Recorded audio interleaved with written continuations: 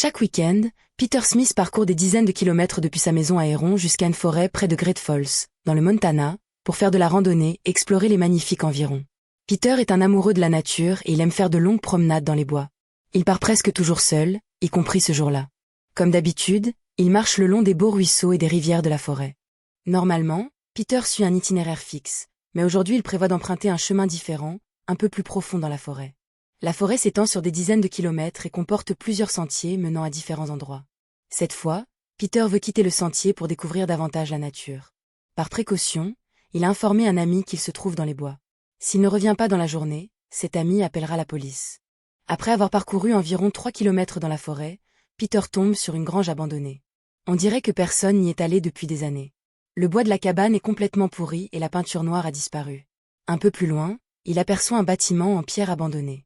Comme il est seul et que la connexion téléphonique est très mauvaise, il pense qu'il est risqué d'entrer dans le bâtiment. D'abord, celui-ci pourrait s'effondrer. Ensuite, quelqu'un ou quelque chose pourrait s'y trouver. Mais Peter est naturellement curieux, alors il décide de jeter un coup d'œil. À quelques mètres de la maison abandonnée, Peter voit quelque chose dans les buissons. À cause de la végétation, il ne distingue pas exactement ce que c'est. Cela ressemble à une vieille clôture avec du fil barbelé. Il s'approche un peu plus pour mieux voir. En s'approchant, il se rend compte qu'il s'agit d'un escalier. Les marches sont complètement recouvertes de mousse et de mauvaises herbes. Les marches du bas sont totalement pourries. Au pied de l'escalier, il aperçoit quelque chose de brillant. Cela ressemble à du métal. En retirant les plantes à main nue, il découvre qu'il s'agit d'une trappe métallique. Avec toute sa force, il pousse l'escalier d'1 mètre vers la droite afin de pouvoir ouvrir la trappe. Mais il y a un problème, même s'il est musclé, Peter a du mal à l'ouvrir. Il essaie plusieurs fois avec les 2 mains, mais la poignée est lisse et ses mains glissent. La trappe ne s'ouvre pas. Peter décide d'essayer autre chose. Il trouve un tuyau en acier un peu plus loin et l'utilise comme levier en le plaçant sous la poignée. Après plusieurs tentatives, la trappe s'ouvre soudainement. À sa grande surprise, il y a quelque chose en dessous, un grand trou sombre. Il sort rapidement son téléphone et éclaire l'ouverture. Il voit un escalier qui descend sur quelques mètres. Cela ressemble à un vieil escalier en bois, menant à un couloir dont il ne voit pas la fin. Peter sait que tout peut arriver s'il entre dans ce tunnel. Peut-être est-il vieux de plusieurs décennies et sur le point de s'effondrer. Pourtant, cela ne l'empêche pas d'entrer. Prudemment, il avance en éclairant devant lui avec son téléphone, pas à pas, les mains tendues. Une odeur étrange flotte dans le tunnel, une odeur qu'il n'a jamais sentie auparavant. D'où vient-elle? Le tunnel semble interminable. Peter a déjà parcouru environ 40 mètres dans l'obscurité totale quand, soudain, il aperçoit quelque chose devant lui. Cela ressemble à des rayons de soleil.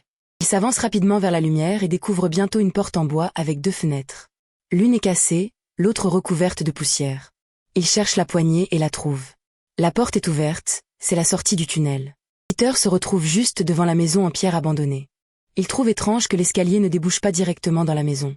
Son instinct lui dit d'aller voir à l'intérieur. Arrivé à la porte d'entrée, il constate qu'elle est entr'ouverte. Cela lui évite de devoir la forcer. Il la pousse et reste bouche bée en découvrant l'intérieur. À sa grande surprise, la plupart des meubles sont encore là. Le sol est couvert de déchets et une odeur de moisi nauséabonde envahit l'air. Il fouille chaque recoin de la maison, mais ne trouve rien permettant d'identifier le propriétaire. Il continue ses recherches jusqu'à découvrir un escalier menant à une pièce en dessous. Il descend lentement dans l'obscurité, éclairé seulement par la lumière de son téléphone. En observant la pièce, il remarque un grand objet dans un coin. Il s'approche prudemment et découvre un cube d'environ 90 cm de haut et 60 cm de large, entièrement recouvert de poussière. Il essuie la surface et reconnaît enfin l'objet. C'est un coffre-fort avec une serrure à combinaison. À sa surprise, il n'est pas verrouillé. Il ouvre lentement la porte. À l'intérieur, il découvre des liasses de billets, empilées les unes sur les autres et enveloppées dans du plastique. À première vue, ce sont des dollars américains. Peter estime qu'il y en a pour environ 3000 $.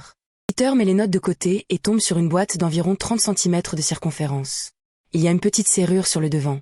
Une vieille clé est déjà dans la serrure. Peter essaie de l'ouvrir avec cette clé. Heureusement, la serrure fonctionne encore. Lorsqu'il ouvre la boîte, il n'en croit pas ses yeux. Il y a une arme au fond. Est-elle réelle ou factice? Peter ne s'y connaît pas très bien en armes, mais il reconnaît